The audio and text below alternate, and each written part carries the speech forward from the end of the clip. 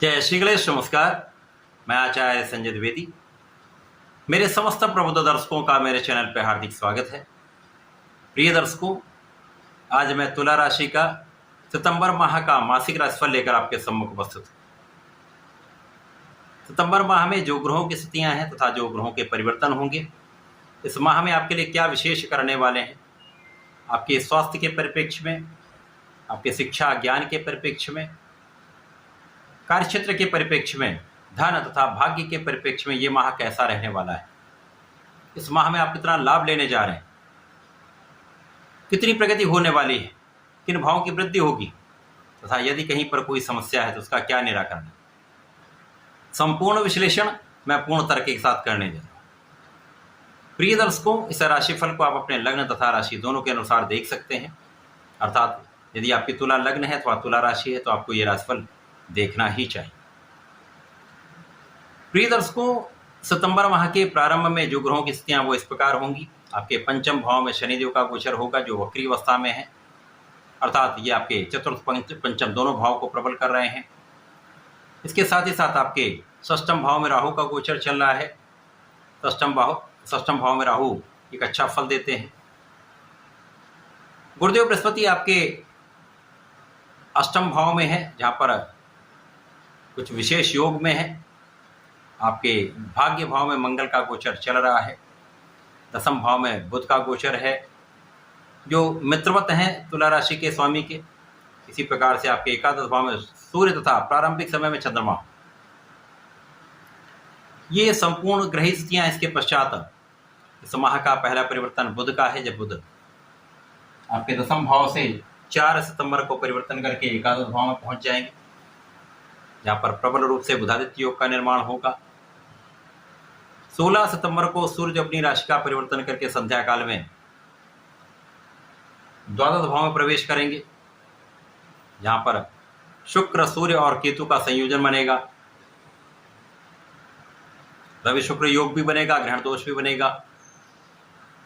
18 सितंबर को अति महत्वपूर्ण परिवर्तन होगा जब आपके लग्न के स्वामी जो द्वादश भाव में गोचर कर रहे हैं उनका गोचर आपके लग्न में हो जाए। प्रारंभिक समय से ही लग्न के स्वामी का गोचर जो आपके अष्टम के भी स्वामी हैं द्वादश भाव में चल रहा है। द्वादश भाव में ये राहु के सीधे प्रभाव में है। द्वादश भाव जो व्यय का भाव है, मोक्ष का भाव है, यहां पर विपरीत राजयोग में शुक्र का गोचर चल रहा है। तुला राशि के लिए कुछ विशेष योग इसलिए भी बन रहे हैं, यहां पर 2 विपरीत राजयोगों का लाभ आपको मिलने वाला है। विपरीत राजयोग एक ऐसा राजयोग है जो विपरीत परिस्थितियों में भी आपके लिए कुछ ऐसे स्थितियां बना देता है जो आपको लाभान्वित करने वाली होती है।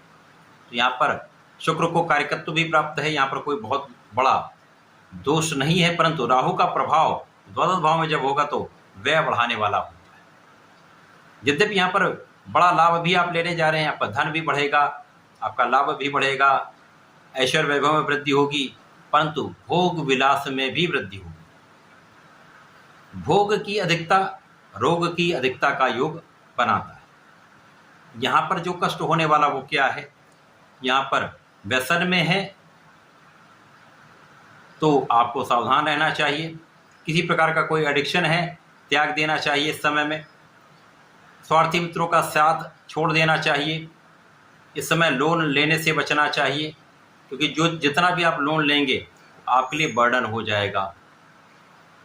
यहाँ पर सावधानी यहाँ रखनी है, क्योंकि इन कारणों से विवाद की संभावना भी बढ़ती। यहाँ पर स्त्री वर्ग से सावधान भी रहना है, स्त्री वर्ग का सम्मान भी करना है, अपने ऊपर बहुत नियंत्रण करना। इन्हीं कारणों से विवाद की संभावना बन रही। यदि इन पर आपने नियंत्रण कर लिया तो कहीं पर कोई बड़ा कष्ट का योग नहीं। इस समय में गुरुदेव बृहस्पति भी कुछ विशेष योग में है, विपरीत राजयोग में है, जिसके कारण कुछ ऐसी स्थितियां बन रही जब आपका परिश्रम अत्यंत श्रेष्ठ होगा, जिसके कारण जब आप कुछ अनएक्सपेक्टेड लाभ लेते हैं जो अप्रत्याशित तो होता है, जब आप उसकी आशा नहीं करते हैं तो विशेष लाभ उसका मिलता है। तो यहाँ पर कुछ ऐसी स्थितियां बन रही। शुक्र और गुरु का मूल रूप से प्रभाव आपके लिए अप्रत्याशित योग बना रहा है।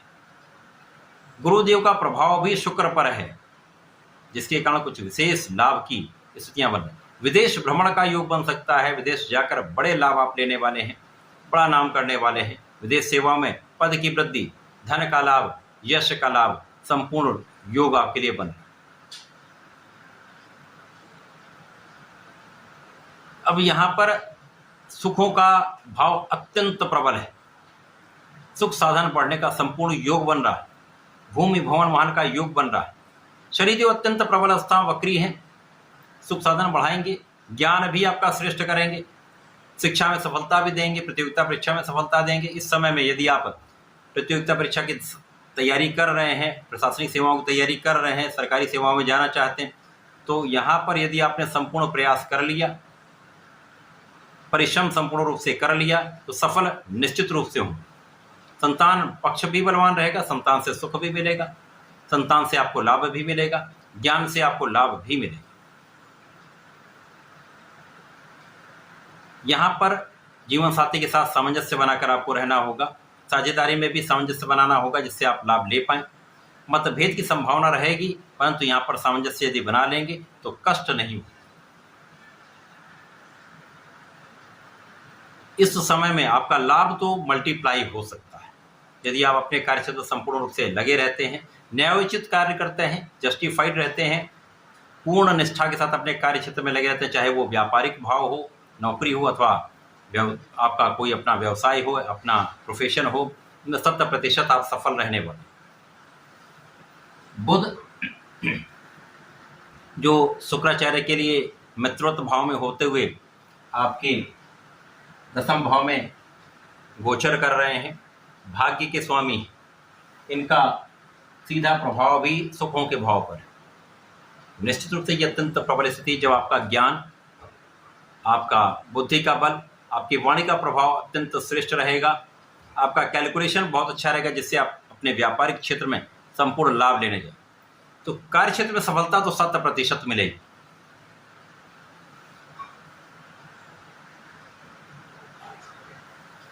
शनिदेव पंचम में है,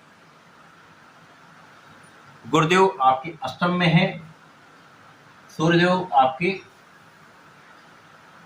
एकादश भाव में।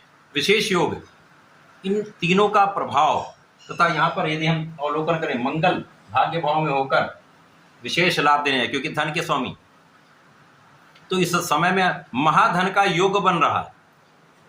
सितंबर माह में महाधन आपके पास आएगा ही आएगा, कोई रोक नहीं।